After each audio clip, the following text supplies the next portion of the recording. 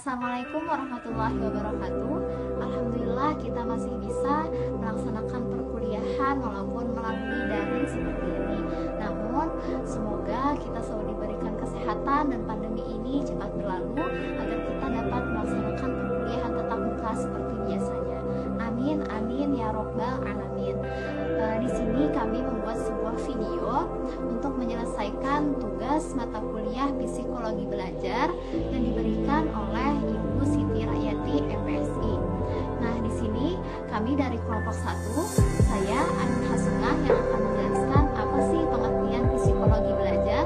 Kemudian ada Alfi Barirah yang akan menjelaskan apa saja jenis-jenis belajar, dan yang terakhir ada Anissa yang akan menjelaskan hasil penelitian dalam belajar. Baiklah, sebelum kita mengetahui tentang apa itu psikologi belajar, maka alangkah lebih baik jika kita juga mengetahui pengertian dari beberapa kalimat yang berkaitan dengan psikologi belajar itu sendiri. Nah, yang pertama ialah tentang psikologi. Apa sih psikologi itu? Yang kedua adalah tentang belajar. Apa itu belajar? Yang ketiga adalah tentang pembelajaran. Apa itu pembelajaran? Nah, yang terakhir barulah kita dapat menyimpulkan apa yang dimaksud dengan psikologi belajar itu sendiri. Nah, di sini yang pertama yang akan saya jelaskan adalah tentang psikologi. Psikologi berasal dari bahasa Yunani, yaitu psie yang artinya jiwa dan logos yang artinya adalah ilmu.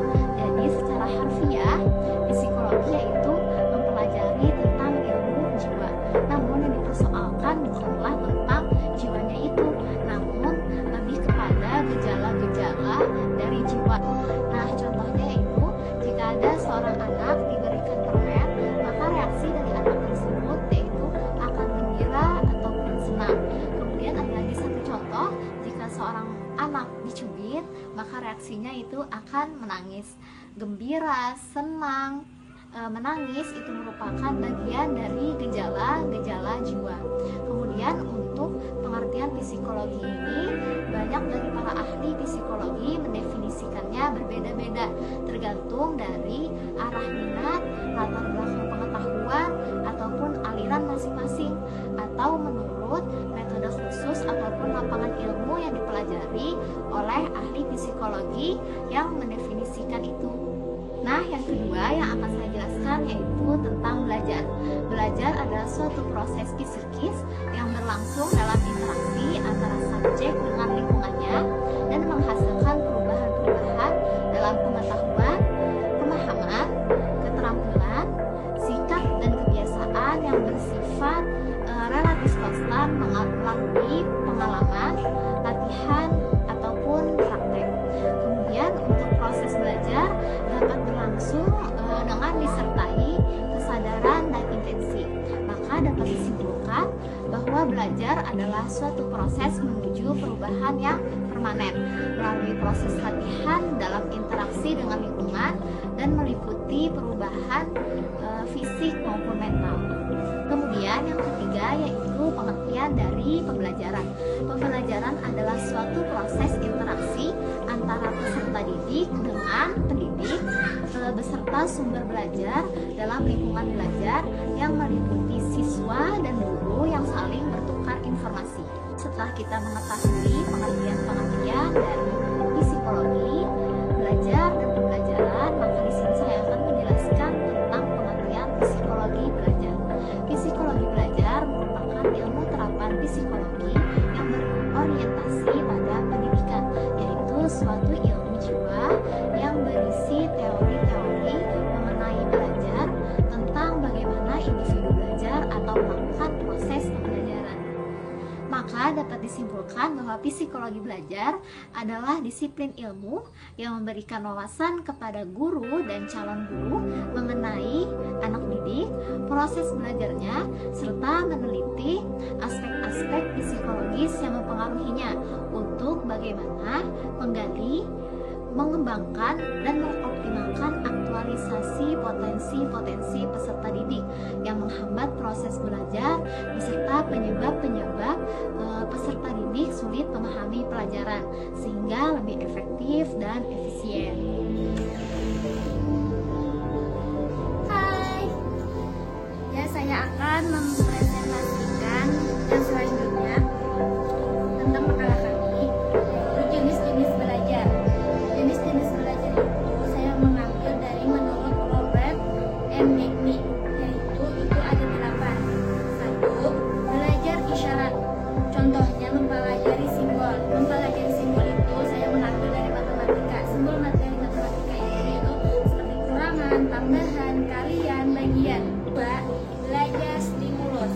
Contohnya guru memberikan pertanyaan tentang perkalian. Siswa memberikan respon kepada guru dengan menjawab pertanyaan dari guru. Contoh lagi ya dari saya. Kalau saya memberikan pertanyaan kepada anak murid 1 ditambah 1, pasti anak murid itu merespon kepada saya memberikan jawaban yaitu 2.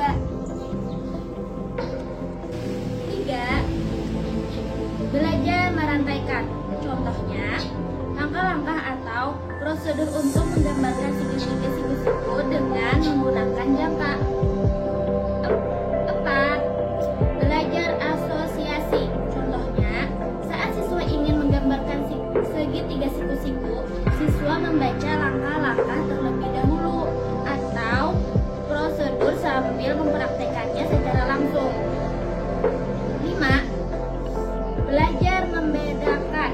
Contohnya untuk menyelesaikan soal persamaan linier 2 verbal, setiap siswa mengerjakan dengan cara yang berbeda-beda, tetapi tujuannya sama, yaitu untuk menyelesaikan persamaan linier 2 verbal.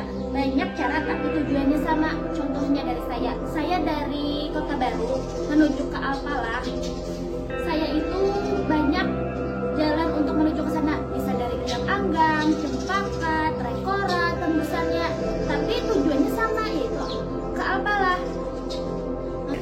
6. Belajar konsep. Belajar konsep contohnya siswa menyelesaikan soal operasi himpunan, penjumlahan dan selisih dengan menggunakan konsep operasi himpunan. 7. Belajar dalil. Belajar dalil contohnya siswa menyelesaikan soal tentang bilangan berpangkat dengan berbagai cara sehingga mendapatkan rumus sifat-sifat dari bilangan berpangkat. 8. Belajar memecahkan masalah.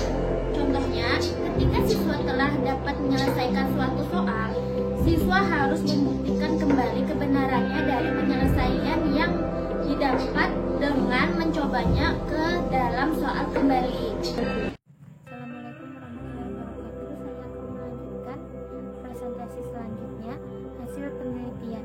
Dalam keseluruhan proses pendidikan, kegiatan pembelajaran yang berupa proses belajar mengajar merupakan kegiatan yang paling pokok. Dengan demikian, keberhasilan pendidikan untuk mencapai tujuan pendidikan tergantung pada proses belajar mengajar yang dirancang secara profesional. Belajar dan mengajar merupakan dua aktivitas yang berlangsung secara bersamaan, simultan, dan memiliki fokus yang dipahami bersama. Sebagai sesuatu yang terencana, belajar memiliki tujuan yang bersifat permanen, yakni terjadi perubahan pada anak didik. Perubahan yang dimaksud diantaranya: 1. Perubahan yang terjadi secara sadar. 2. Perubahan secara kontinu dan profesional. 3. Perubahan yang bersifat positif dan aktif. 4. Perubahan yang bertujuan dan terarah. Dan 5. Perubahan yang mencakup seluruh aspek tingkah laku. Keberhasilan belajar mengajar lebih ditekankan pada proses dan sedikit pada hasil yang diperoleh siswa. Untuk melakukan proses diperlukan motivasi, baik yang timbul dari dalam maupun luar individu. Demikian presentasi yang saya sampaikan.